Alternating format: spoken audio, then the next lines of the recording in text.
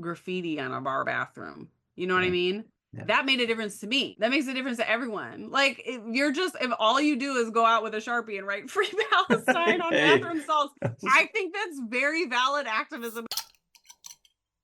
Hey, welcome to Beer Christianity. My name is Jonty. No, there's no Malky, there's no Laura this time. Just because this is a long one, because it is an interview with Kern. They are a creator on TikTok. That's how I discovered them on the account Sim Book Talks Badly. Also an author of many, many books, most notably, for our purposes, Genocide Bad. Sim is the feature interview for issue 4 of Shibboleth magazine. That's why we did this interview. And they were very kind to talk to us about being Jewish, being anti-Zionist, speaking up for Palestine, and a whole bunch of other stuff. It's a great interview. If you want to find out more, you can follow them on Kern, Simkern. Here is the interview. I just want to first say thank you for your amazing TikTok account. You do such a great job. You make it charming, you make it thoughtful, especially around October 7th. I was already very much in a pro-Palestine place, and I had visited Palestine, and I made contacts with a lot of kind of activist groups, Christian and non-Christian, Jewish, atheist, the whole trip, and it was still hard to find commentators who were saying things that were pro-Palestine but informed, and I don't know, you came across as both informed and humble, which is so rare in the space.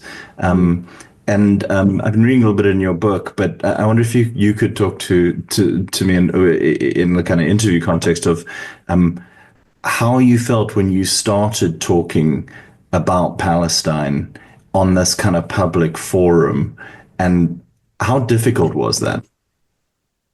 Yeah, it's a great question. And I've been thinking about it a lot lately. I've been actually talking about it on my TikTok channel recently. I felt very scared. Yeah. It was very intimidating. Like you, on October 7th, I had been in the anti-Zionist space for a while. I had already founded Jewish Voice for Peace Houston, like the chapter with some of my friends. So Nice. I'd been doing the work for a couple of years. And I'd been sympathetic and doing the reading for a few more years before that. But at that time, I used to, I would go to these JVP actions, Palestinian Youth Movement, and I forget you're an international. JVP is Jewish Voice for Peace in Houston. It's the big anti-Zionist Jewish organization. And PYM is the Palestinian Youth Movement. That's the big U.S. Palestinian-led organizing group. And so we would go to their actions and stuff, and usually they would ask someone from JVP to speak, and it was never me. I always felt like I'm not smart. I have there's 2 other people in JVP, my friends Seth and Hannah, and they're just so much smarter. I feel like they're smarter and more eloquent than me, and so they would always give the speeches. So I was really intimidated by it, and I had Zionist extended family, friends of family, Jewish community. And I had gotten into it with them before, and it had gone really badly. And,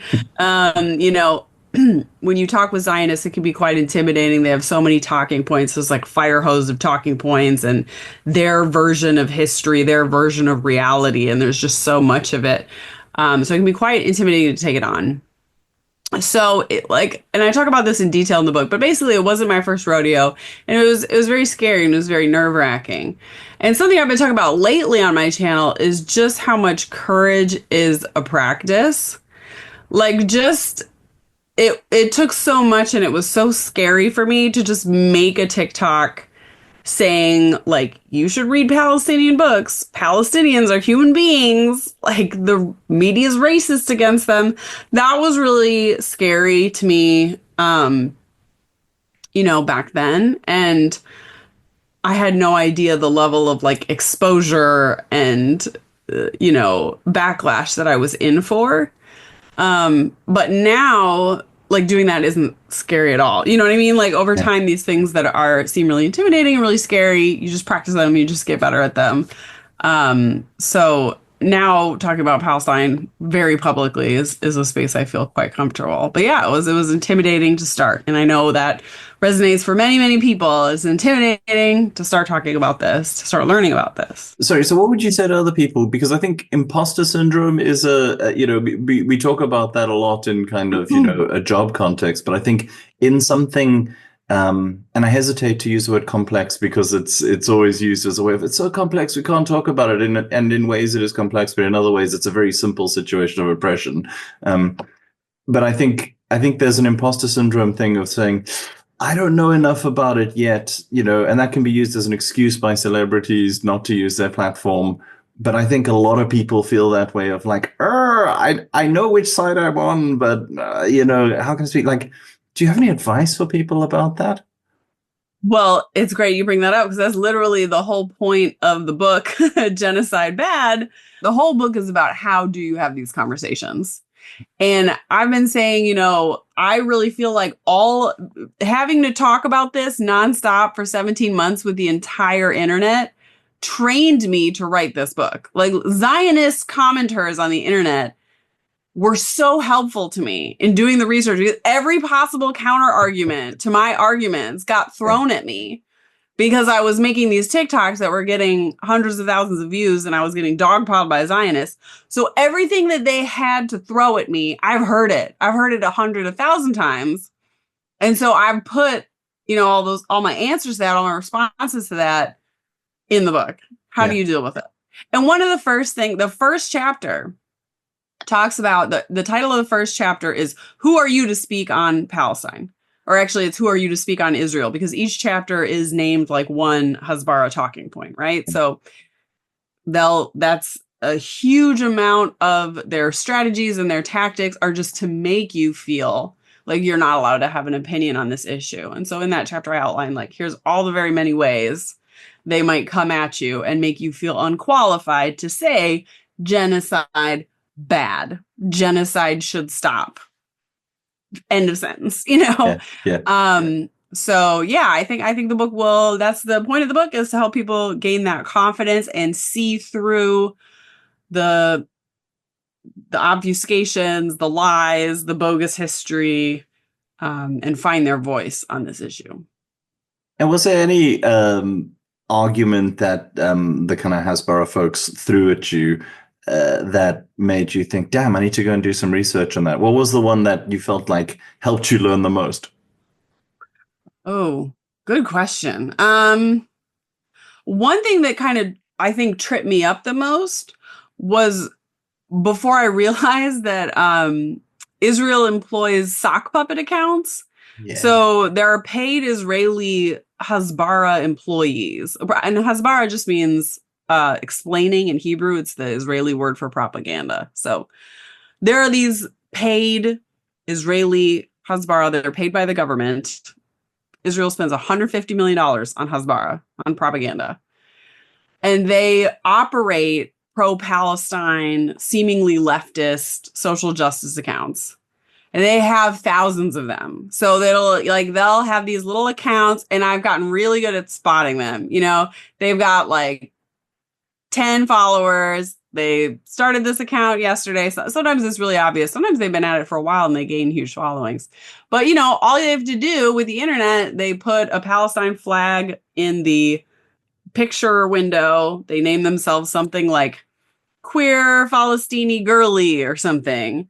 And then they cause mayhem, right? Yeah. And so you can spot them by their tactics because there are these whole accounts. And again, some of them amass really big followings. They trick a lot of people into thinking they are some Palestinian advocate.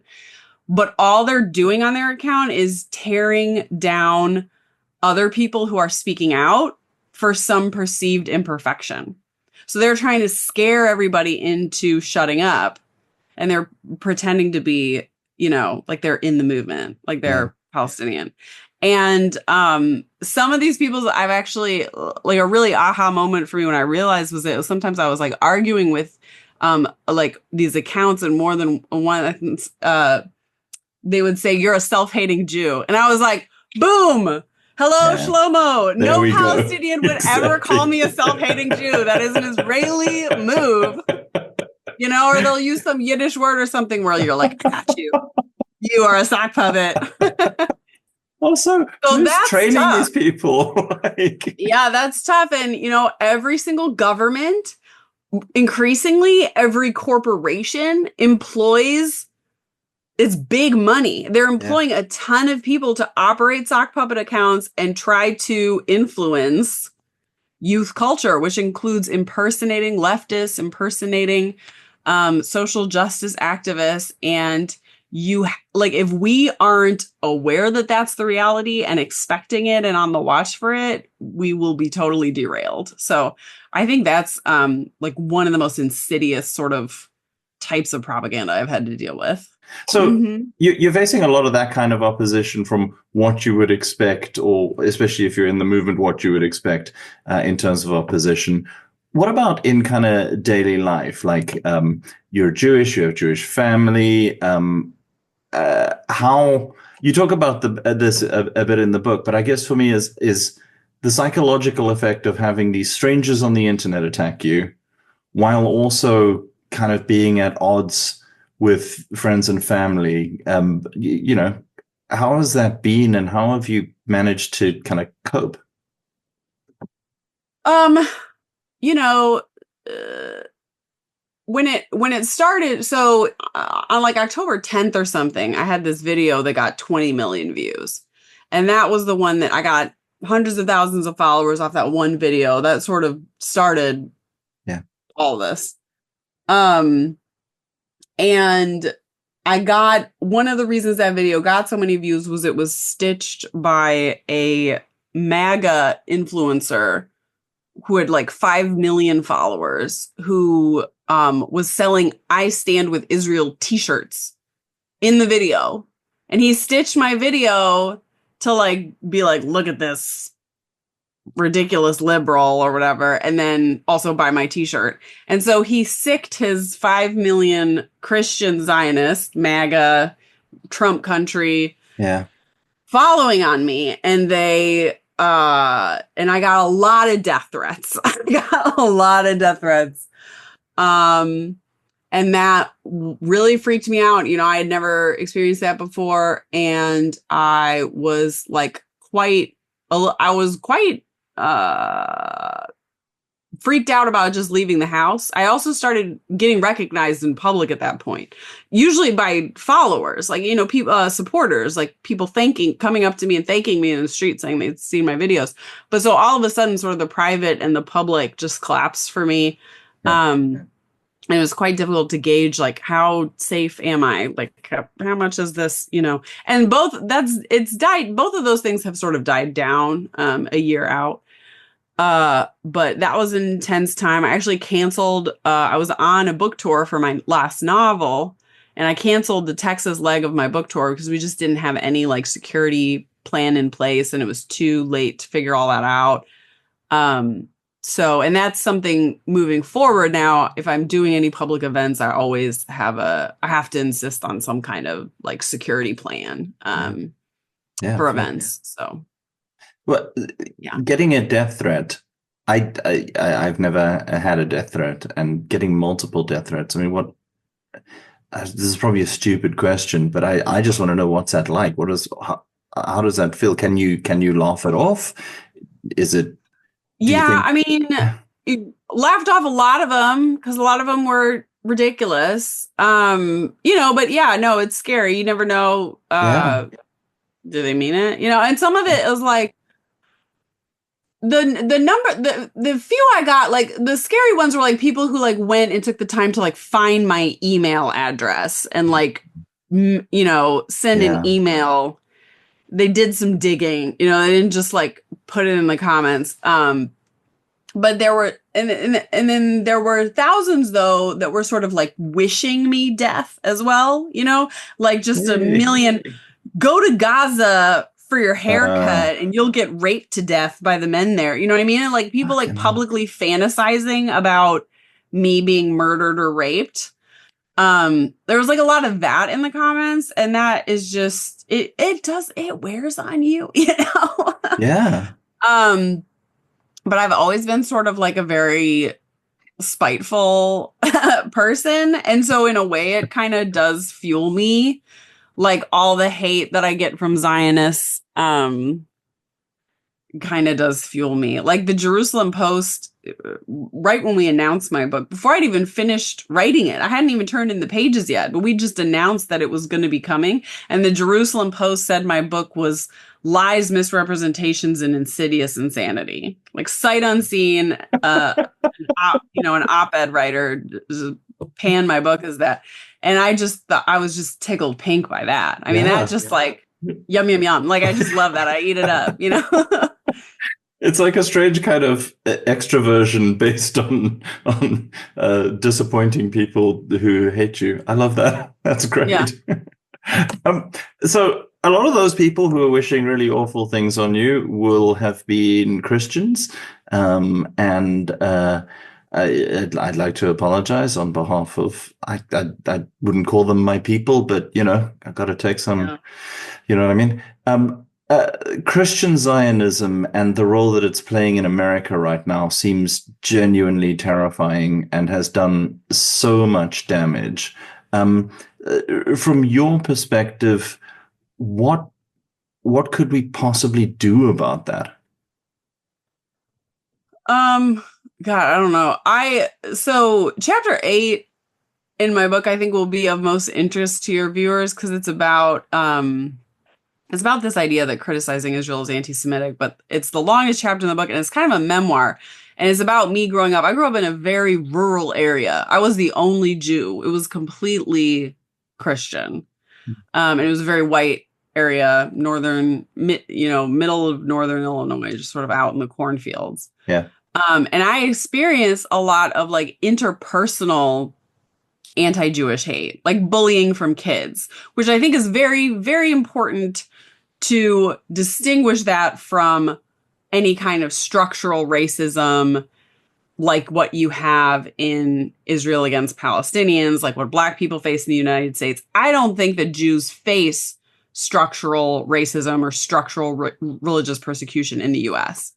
But as a Jewish kid at a completely white and Christian school in the middle of the cornfields, I did experience interpersonal kid-to-kid bullying about being Jewish. Yeah. Which is a very different thing. And so I talk about that a lot in that chapter. And I also ended up going to Catholic school where weirdly there was like less of that kind of bullying than at the public school. But Catholic school was like, I was like fetishized for being a Jew there. It was like being a Jew was such a get. Everyone was like, the really religious kids wanted to like convert me. And then the like kind of naughty Catholic kids like wanted to hang out with me because I was like edgy and dangerous because I was Jewish, So it was interesting. Like me being Jewish was always like a huge thing in the Christian communities I was in. But then I would go around my like more conservative, more religious Jewish family, and I was never Jewish enough for them. You know what I mean? Yeah. It was kind of interesting. But in terms of like, what do we do with Christian? I don't know. Say what you like. I've thought it all. And I'll say this, at Rosary was the name of the high school I went to. We had to read the New Testament. So I've read the New Testament cover to cover, which I don't think most Jews have done.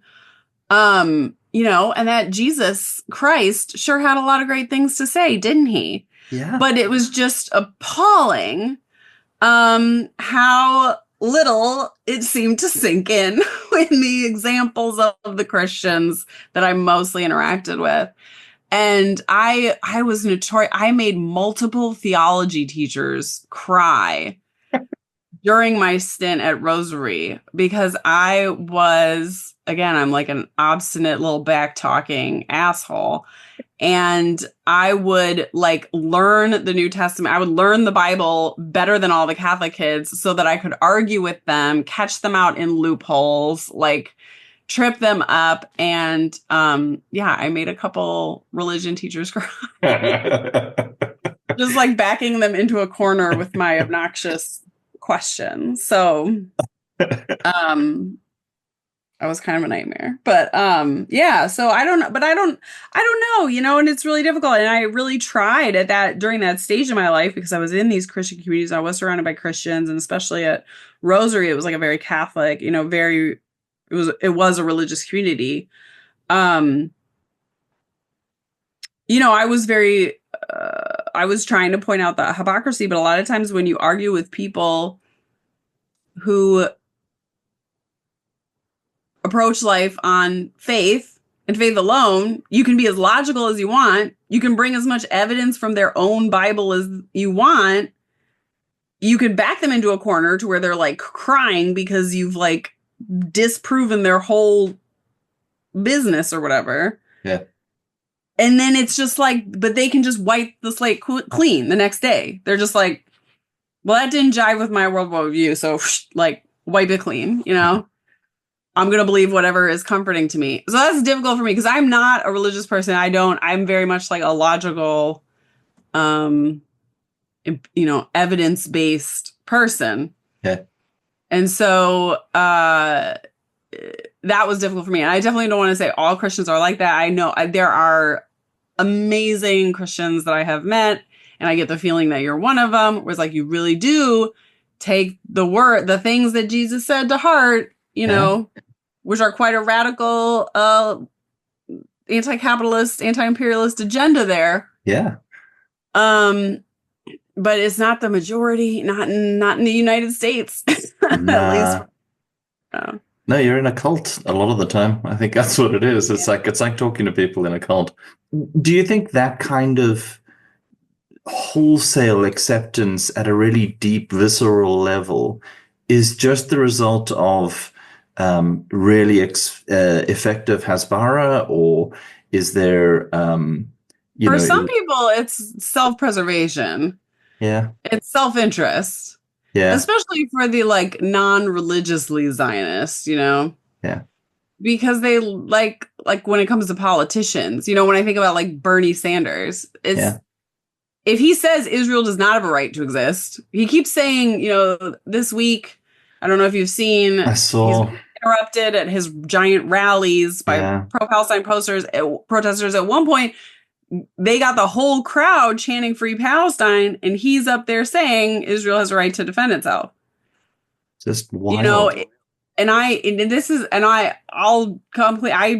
block walked for Bernie both times he ran for president. I was a huge Bernie fan, Same. It's enormously disappointing, but yeah, I just think he has an awareness that if he were to go any further than he's already sort of towing that line, he would just be, I guess, done in the Democratic Party. They would get someone to primary him or something, or he'd lose some critical donors or something, Yeah. And there's a lot of people in publishing, in education. I have friends who are teachers, who tell me, public school teachers, elementary, high school teachers. And they're like, I'm so supportive of Palestine. I wish I could do things. Some of them go out to protest and stuff, but they feel like they can't do anything on social media. They'll literally get fired from their jobs, or they think they will. Yeah. And some people have done it anyways, and some people have gotten fired from their jobs, and other people haven't, and other people have brought suits to court and stuff. So like, there is a risk of massive backlash. And so I do think it is self-interest that is preventing some people from speaking out on genocide. But I don't know who promised these people that fighting Nazis and fighting fascism was going to be easy and wasn't going to require sacrifice. Yeah. Doing scary things. Yeah. Like really scary things. Yeah, absolutely. It is weird, though, that the people who will complain about cancel culture the most will be very happy for people who speak out on behalf of Palestine to be cancelled immediately. It's wild to me that they can't see the connection. Yeah. Deported to a concentration camp. It's just wild. In terms of being able to speak out against genocide and being called anti-Semitic, how do we convince people who have been told by authority figures and almost every member of the kind of billionaire-owned and state media that anti-Semitism and criticism of Israel or anti-Zionism are pretty much the same thing? How do we chip away at that for people who aren't already deeply engaged in this issue? Well, that's why that's the longest chapter in my book. Because I come at it from a lot of different angles. And my conclusion is it's actually the opposite. Like, there's nothing more anti-Jew, like, there's nothing greater you could do to spread anti-Jewish hate than to conflate Judaism with Israel's actions. And that standing up to anti-Jewish hate necessitates criticizing Israel. Yeah.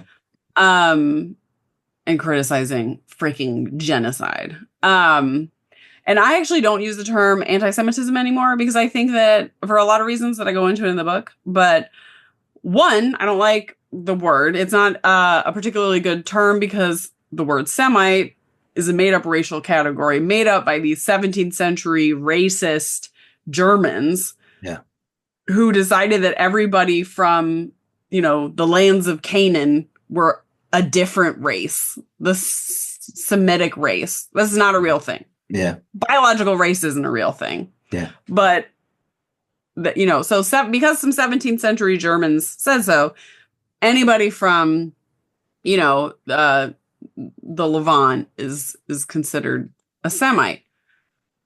And so because of that historical association, Palestinians and Arab people generally feel very erased by the term anti-Semitic because they're like, well, we're in this, even though it's a made up category, we are in this category also. Semites include Palestinians and Arabs. How come you never use the word for us?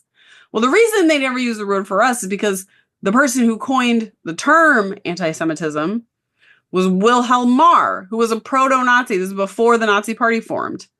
And he created the political party of anti-Semites in Germany. And the political platform of that party was, we are about hating Jews and we are going to get the Jews out of Germany. Anti-Jewish hate was nothing new in Europe at this time, but they were applying this new, at that time, Victorian race science to justify their hatred of Jews, as the Jews are a different race. So the term was coined to mean specifically anti-Jewish hate by these proto-Nazis. The guy, Wilhelm Marr, inspired Hitler. This is Hitler's inspiration. So that's who created the term. It erases Palestinians and Arab people. And Israel has used it so much that I get sick hearing it. Like, it means nothing anymore. If criticizing Israel, if criticizing genocide is anti-Semitic, if saying kids dying is bad is anti-Semitic, then I guess that's what I am. That word means fucking nothing. So I just use the term anti-Jewish hate to talk about what I think people generally mean. Nice. Because hate is hate, and it can be anti-Jewish, it can be anti-Palestinian, it can be anti-Arab. It has these commonalities. It's not this special, unique, protected class. That's the other thing about like anti-Semitism is I feel like, and I talk about this in the book as well, like Jews, we have fetishized our own suffering and our own trauma so much.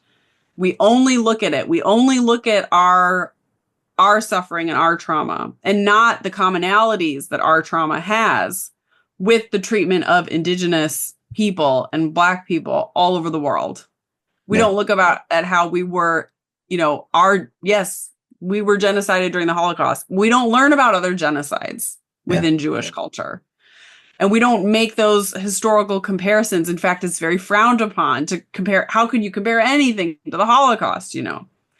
And this gives us this very skewed, pathological victim complex. And so that's another thing with the term anti-Jewish hate. It's just, it could be anti-anything hate. There's a lot of hates, unfortunately. A lot of people get hated on. And what happened to the Jews is horrific. But we're not the only people it's happened to. It happened to the Americas, to the indigenous people of the Americas. Happened in South Africa. It happened in the Congo. It happened all over the place. So, Yeah. So anyways, that's why I don't use the term anti-Semitism anymore, unless I'm talking about the anti-Semites of the late 19th century and early 20th century in Germany, which was a political party of anti-Semites. I'll talk about it in that context. That's really helpful, actually. We had somebody write a piece for our last issue about the forgotten genocides in Africa. And he's an African American dude. He was writing about it, and he was talking about, the millions killed in Congo, millions, just so many. And he called it forgotten holocausts. And I found that really quite uncomfortable. I was like, but can you call them Holocaust? Because the Holocaust is in itself, it feels like this unique thing, but that's the whole point he was making. And I needed to kind of unlearn that of like, yeah, I think every Jewish person like that was raised at the time I don't know, maybe young, the younger generation coming up now is more well aware, but yeah, sort of my assignment to other Jews is like, go learn about these other Holocausts. I actually have a list of books, in my book to check out for both kids and adults, because as a Jewish kid, it was really like Holocaust literature was really like pushed on me. You have to learn about this. But we don't, and I talk about it in the book, there's like 185 book, like young adult titles, something like that, around 185 young adult titles about the Holocaust of Jews in Europe. And then I try to look for like young adult, books for teenagers about other genocides. Yeah. And I found a list of about like 10 books, which I put in the book, but for like each of those genocide, there's like one book about that genocide that's been published. You know what I mean? Yeah. The Holocaust against the Jews, 185. All of these genocides. And the Holocaust of indigenous people in the Americas was probably over 100 million people killed. Yeah. And there's like so little on that, particularly for children. So yeah, it's just, we really need to expand our lens a little bit. And it's good to make comparisons between historical events. It is good to make comparisons between things that are happening in different places and times, but share key commonalities. That's literally the only way to learn from history. So, yeah.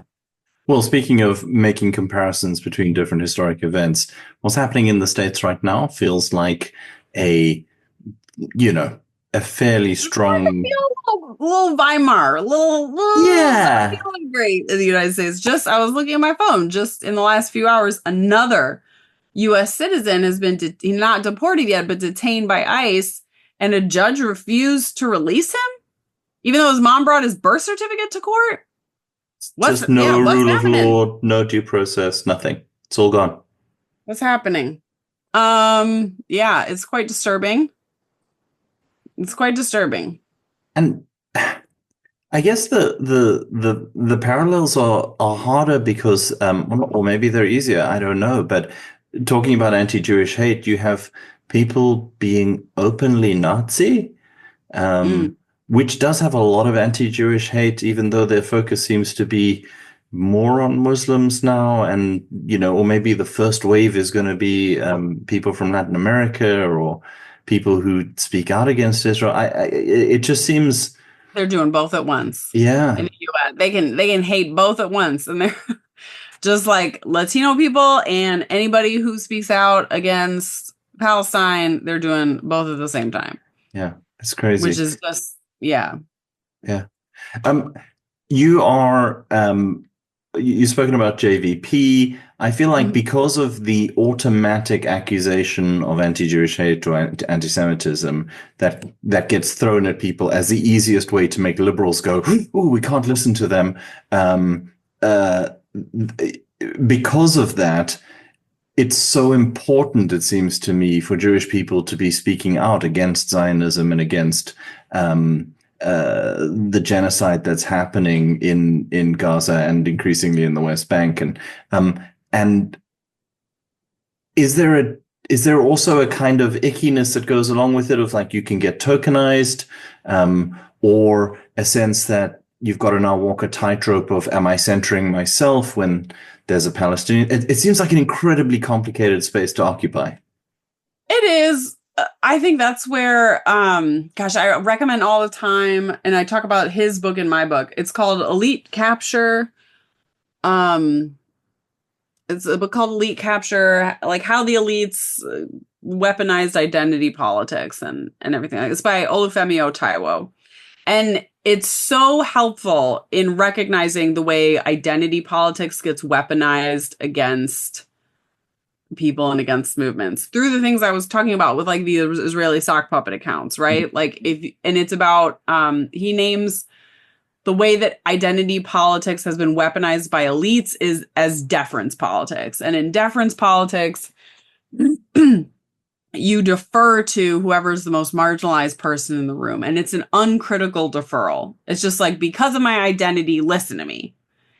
Not because of my ideas, right? Which is an inherently dehumanizing and tokenizing platform. But it has become sort of the mainstream approach of like online social justice-y spaces over the last 10, 15 years or so. And it's Taiwo makes the case that it just has completely derailed leftism. Yeah. And we got to get back to a constructive politic, which would be about building power, really taking on elites. And, and to do that, we have to evaluate people's ideas based on the quality of their ideas, not their tokenized marginalizations. So that's important.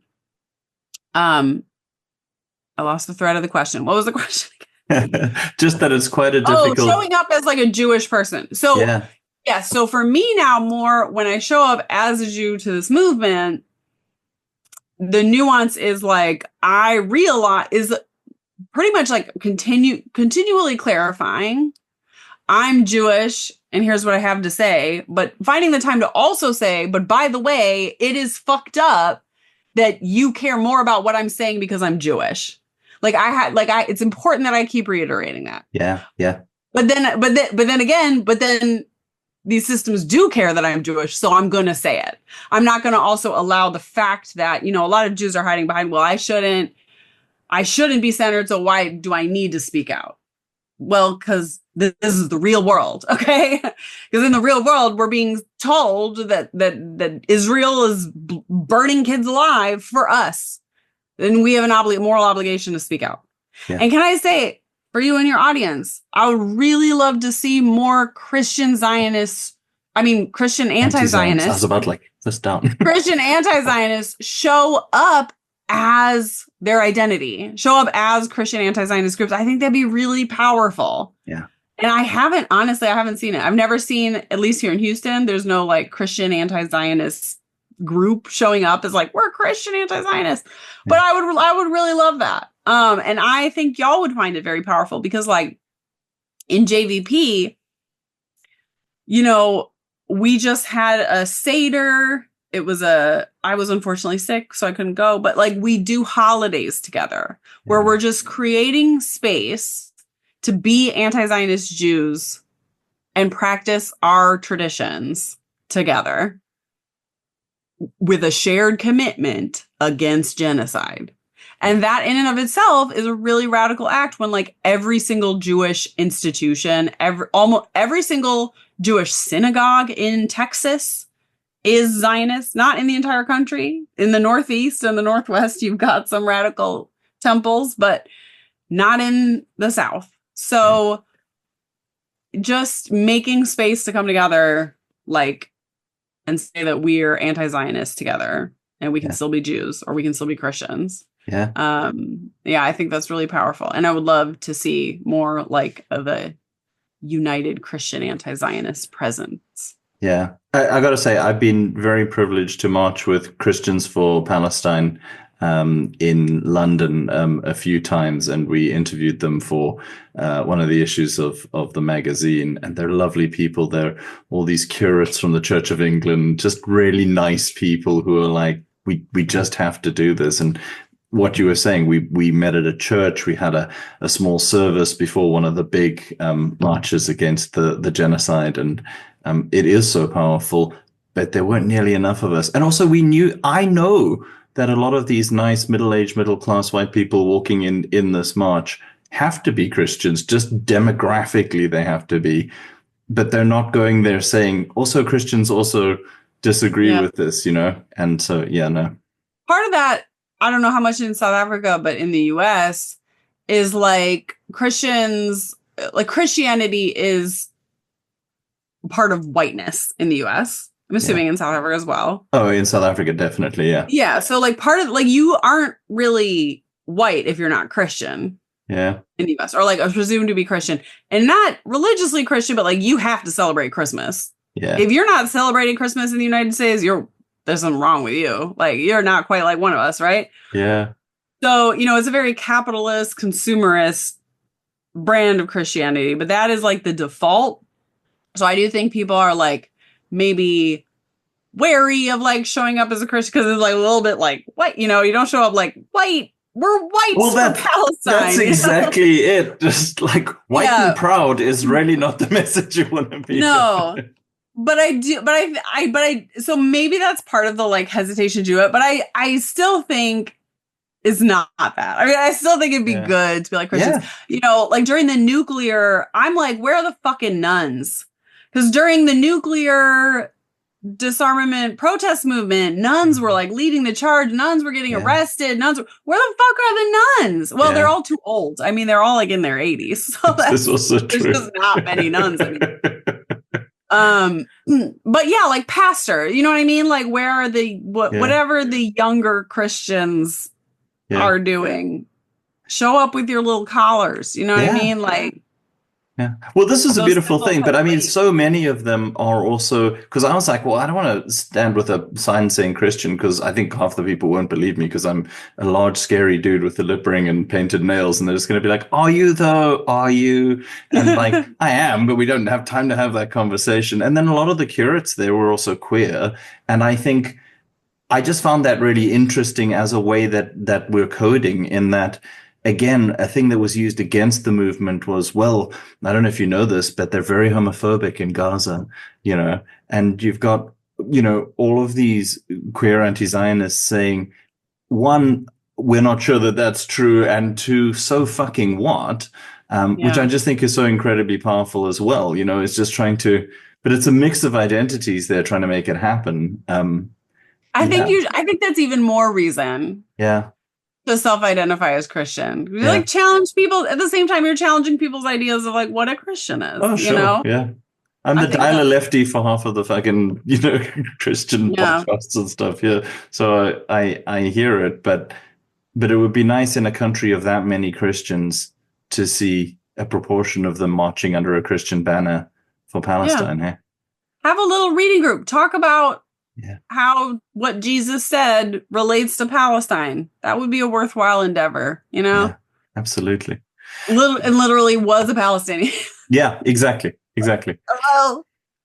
I know I've taken a lot of your time already. How different is this from where you thought you would be? You're writing sci-fi books. You're doing some book talks badly, and suddenly it's like a whole different direction. Are you happy with where this has gone? I'm honored with where it's gone. Like, I feel proud that I am, like, I was asked to write this book by Hannah Mushabek, my editor, who's a Palestinian American, and her parents, Michelle and Ruth Mushabek, created Interlink Books, which is the only Palestinian-owned press in the United States. And so they have been bringing Palestinian literature to the United States in translation and, you know, from the diaspora. And they publish other books. They publish, you know, anti-Zionist Jewish authors and all kinds of stuff. But the fact that press like wanted to work with me, asked me to write this book. It was Hannah's idea. Like, Hannah's brief was like, take your TikToks, take that content, and let's make it into a book.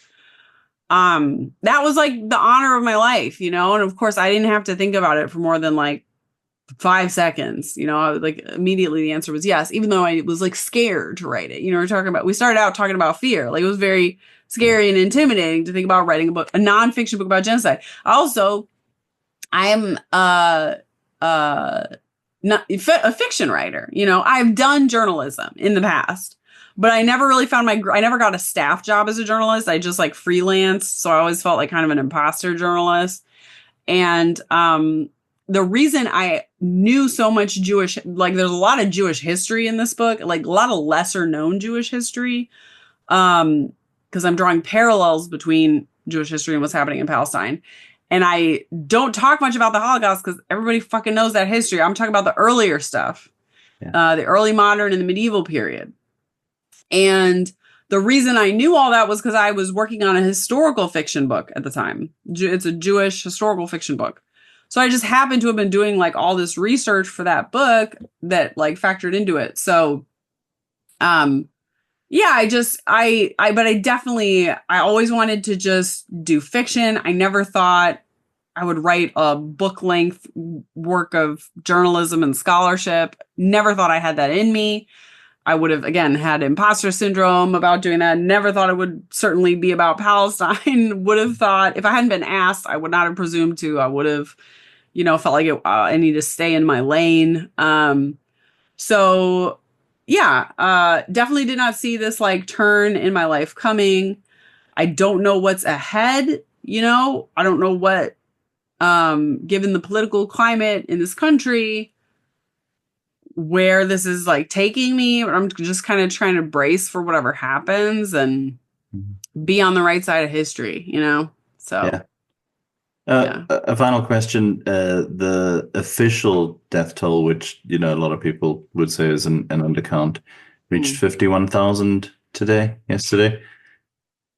The images we're seeing are more and more brutal. The indifference from our leaders seems even more like stony than it's been so far. Do you have a message for anybody who's losing hope and going, well, fuck, what?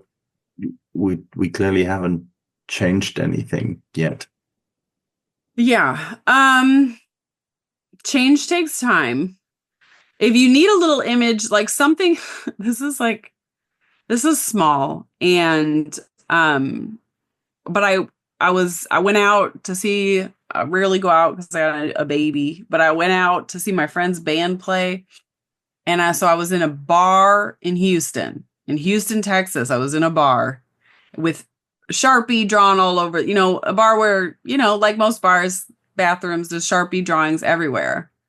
And I sat down on the potty and I'm looking around. And I realize I'm looking for Palestine. I'm expecting to see Palestine there. And I see it, Free Palestine. And like a whole bunch of people have written Free Palestine in Houston, Texas. Yeah. In a bar bathroom in Houston, Texas. Yeah.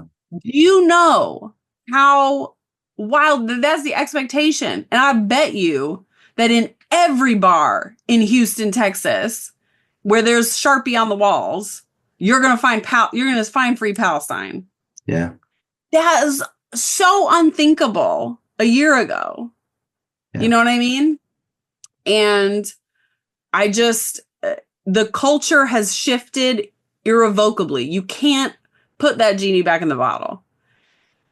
The political processes, the billionaires, the weapons manufacturers, they all are very powerful and they have a very vested interest in keeping this going forever and propping up their colony forever and continuing forever wars forever.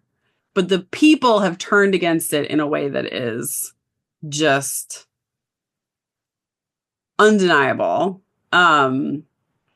And it's a massive change. And I think it's going to take a little, it's going to take time for that to reflect, but so I find hope in that. I find hope in bar bathroom graffiti, and I find hope in the people in Gaza who are still living their lives. They're still, I'm in touch with families there. I've done a big component of my activism this year has been fundraising for individual families. I've talked about the importance of like just picking individual people in Gaza to get to know and fundraise for and stick with them. And they're still living their lives and their kids are growing up and they might die at any minute. They're starving. The humanitarian aid is not flowing right now. it's a terrible situation, but they have survived so much. They're continuing to survive. And yeah, we're just going to keep going for them. You know what I mean? Yeah. We're just going to keep going. So. Absolutely. And about that culture shift, you've made a difference. So thank you. Because you really have, like, you were one of those voices that kept me feeling sane and like, okay, there are still people, speaking about this. So thank you. I really appreciate that for what you've done.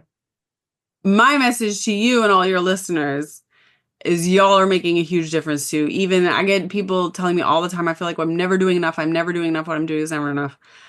What I needed when I was in the pits of despair was to look up and see some graffiti on a bar bathroom. You know what I mean? Yeah. That made a difference to me. That makes a difference to everyone. Like, if all you do is go out with a Sharpie and write Free Palestine on bathroom stalls, I think that's very valid activism and very important. Please keep doing it. Excellent. So, yeah. Okay. I think whatever you're doing, whatever thread you're pulling on, it's all of us together. It's, a mass movement. It's the only thing that can stop this. So, yeah. Thank you to you and your listeners. Well, thank you very much. I really appreciate it. Thank you to Sim Kern, aren't they great? And thank you to you for listening. If you want to find out more about Beer Christianity, you can go to beerchristianity.co.uk to find previous episodes and even more previous episodes on whatever podcasting platform you listen.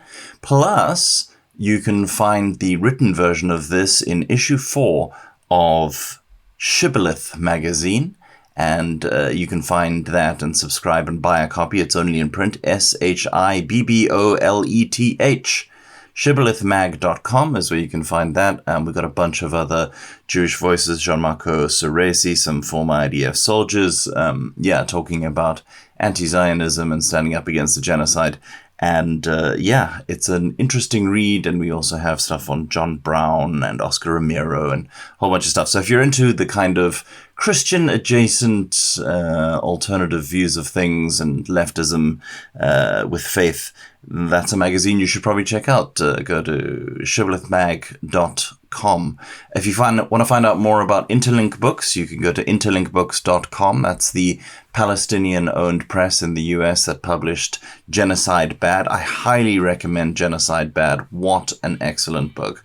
And just deals with a lot of the arguments you hear again and again in the spaces where you're trying to stand up for Palestine. You can go to simkern.com to find out more about their writing. They have other books, both fiction and non-fiction, all very good. And you can follow them at simkern, that's at simkern, or sim book talks badly on TikTok, or sim_bookstagrams_badly on Insta. So you can check out all of that. That's about it. Thanks so much for listening, and bye.